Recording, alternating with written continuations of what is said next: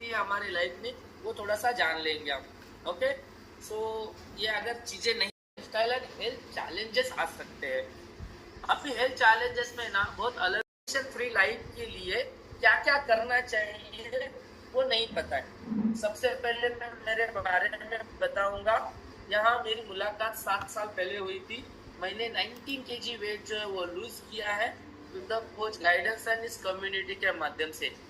तो thanks to my coach and community, अगर ये नहीं होते मुझे वेलनेस का डब्ल्यू भी पता नहीं था, लाइफस्टाइल का एल भी पता नहीं था किस तरीके से। आपने सभी ने मेरा वेलकम किया और इस फैमिली में यही तो कारण है कि हम ज्यादा चीजें होती है जो हैप्पी बनाने के लिए हमारे साथ काम करते हैं। तो इसकी वजह से मैं इस फैमिली में इतने दिन तक रुका हूँ, टिका हूँ और उसके पीछे बहुत सारे कारण है। तो आज हम मेरा जर्नी देखने वाले। तो yes, thank you so much. और यस सर, तो ये मेरा 2015 का 15 जनवरी 2015 मेरा बर्थडे था उस दिन। और उस दिन का मेरा फोटो है। और उस दिन मेरा वेट था तब एमएससी में रहते समय में मेरा वेट है ना हमेशा 73 74 75 इस दरमियान रहता था। और मुझे लगता था कि मैं हेल्दी हूँ, क्योंकि क्या है कि मेरी एक आदत थी कि मुझे ना थोड़ा ज्यादा व्यायाम करने की आदत थी। तो मैं जिम भी करता था उस समय। मतलब हमारे नगर में ना वो जिम प्लस अखाड़ा बोल के ऐसे एकत्रित रहता है। तो वहाँ मैं सुबह 5 बजे जाता था और वो मेरी बचपन से आदत थी, इसलिए मैं हर रोज वहाँ जाके एक्सरसाइज करता था। और वहाँ एक ट्रेनर थे हमारे, वो बहुत ही खास बताते थे। मतलब वो है ना 84 के समय में 1984 के समय में वो मिस्टर इंडिया और वहाँ वो कैसे करना है, क्या करना है। तो ये जो फोटो है ना, तो ये फोटो मेरे प्लांट में है। और उस समय मेरे एक दोस्त की शादी थी। उस समय हम घूमने के लिए गए थे श्रीगोंदा। तो उस समय का फोटो है। तो ये पहले वाले और दूसरे वाले में इतना जमीन आसमान का फर्क क्यों आ रहा है? तो मेरी वो लाइफस्टाइल 2 साल की इतनी खराब हो गई कि मैं खुद के ऊपर ध्यान नहीं दे रहा था। मतलब क्या कि मैं कितने बजे उठता हूँ, कितने बजे सोता हूँ, क्या खाता हूँ, कैसे खाता हूँ, ये कुछ मालूम नहीं था। मैं सिर्फ काम करता था। मतलब है ना, मैंने वो मशीन जो लाए थे, तो मशीन मैंने अम्बाला से लाए थे, मतलब पंजाब से लाए थे। और पंजाब जाना, वहां से आना, वो सब मशीन इंस्टॉल करना, उसकी मार्केटिंग खुद करता था।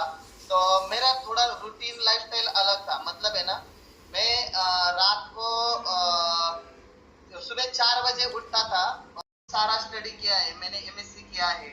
और स्टडी करके एमएससी करके मैंने वो मुझे मालूम है कि बॉडी कैसे काम करती है, कौन से ड्रग कैसे अप्लाई होते हैं। तो हमने एमएससी में ये सब कुछ सीखा था। मतलब हमारी बॉडी कैसे काम करती है, एक आधा ड्रग आया तो क्या करेगा, यहाँ से लेकर तो केमोथेरेपी तक, तो सब कुछ हमने सीखा था। तो ये जो मुझे लगता था कि मैं सब कुछ सीखता हूँ, समझता हूँ और उसके हिसाब से सब कुछ चलता है मेरा। तो मैंने आयुर्वेदिक के बहुत सारे पुस्तक भी पढ़े थे। तो मैं किसी की सुनता नहीं था। तो मैं ना, मुझे कभी कभी एसिडिटी होती थी पहले शुरू शुरू में।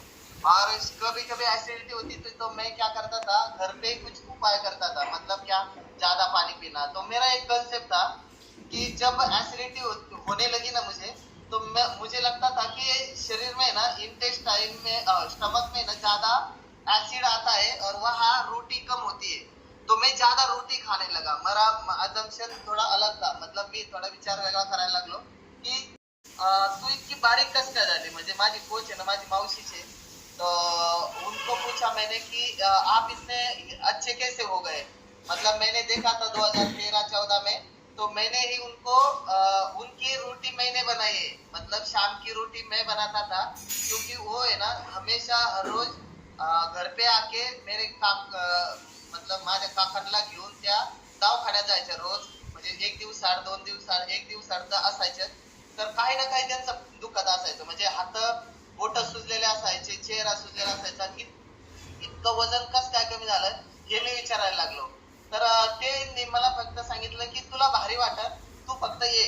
उम्र तो बढ़ रही थी, शादी की नजदीक आ रही थी, शादी की उम्र हो गई थी और आप इतने बड़े दिख रहे थे, तो वो आपका फील कैसा था तब? आप क्या सोचते थे उस समय में? तर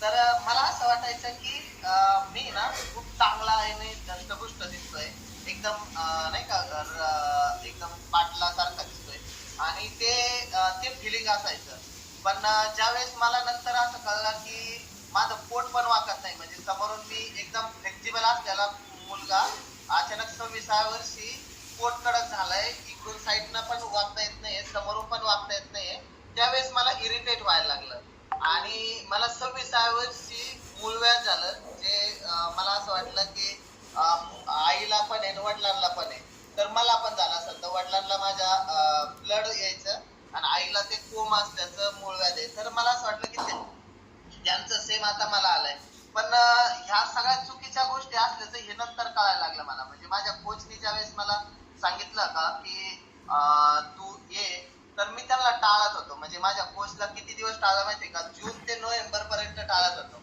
आणि नोव्हेंबर मध्ये ज्यावेळेस इतके दिवस टाळत होतो ना तर ते फक्त म्हणायचे की तुला खूप भारी वाटत तू ये आणि ज्यावेळेस मी सुरू केलंय ना प्रोग्राम ज्यादा बैठी थी और वो बात दिमाग में इतनी बैठी थी कि हमारे पास तो पैसे नहीं है मतलब 2 साल मैंने लॉस में मेरा प्लान चलाया है और उस समय मैं थोड़ा कर्जे में था तो ये सब कुछ होने वाला नहीं है ऐसा मुझे लगता था इसलिए मैं बहुत बार टाइम पास कर रहा था तो मैंने 1 तारीख से ज्वाइन किया तो मेरे दिमाग में सिर्फ उनका एक ही शब्द था कि तुम्हारे पास पैसे नहीं है और तुम कर सकते हैं तो तुम्हारी करने की जो चाहत है ना वही तुम्हें अच्छा बना सकती है तो वो उन्होंने जो पहले दिन मुझे वो डाइट लिख के दिया कि तुम आप ऐसा कर सकते हैं वैसा कर सकते हैं इतना मतलब उन्होंने एक तांबा पानी पीने से लेकर तक शाम तक क्या खाने का कितने बजे सोने का इतना यहाँ तक सब कुछ लिख के दिया था मुझे और 20 दिन तक मुझे वो करना था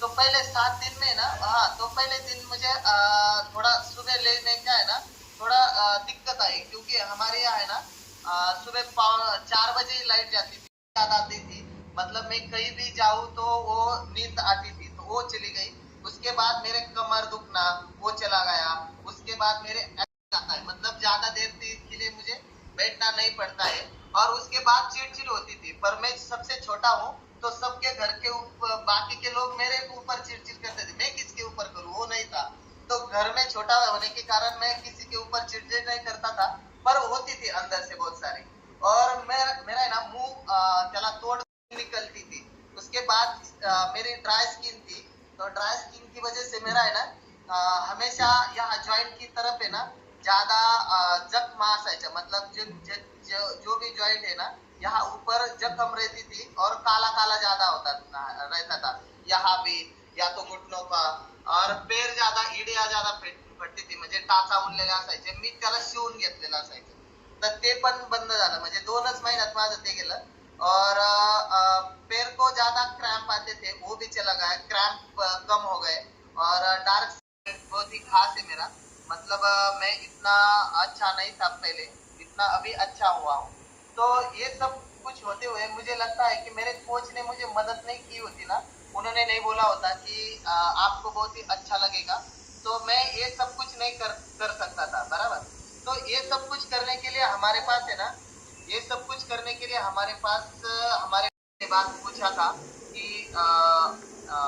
मैंने आगे क्या करना है क्योंकि उन्होंने बोला था कि अभी आपका वेट लॉस और फैट लॉस साथ में हुआ है और अभी आप अच्छे रह सकते हैं तो भी फिर मैं अगले दिन मेरे क्लब पे गया था और उनको बोला था कि वो बोले थे कि अभी आपका तो वेट लॉस हुआ है अभी क्या कहीं भी जाता हूँ और मेरे कोच रहते मेरे साथ मेरे मेंटर रहते सुपर कोच रहते सबके साथ जो एंजॉयमेंट रहती ना तो एंजॉयमेंट होती है और एंजॉयमेंट के साथ साथ हमने बहुत सारी चीजें की होती रहती है तो जो चीजें करने की रहती है ना तो वो मेरे को करने का वो क्यों करने का मतलब हमेशा वो बोलते थे ना कि तुझे ये करना है तो मैं वो कर डालता था मतलब वो मैं अभी भी पूछता नहीं उनको कि ये क्यों करने का है तो मैं अपना दिमाग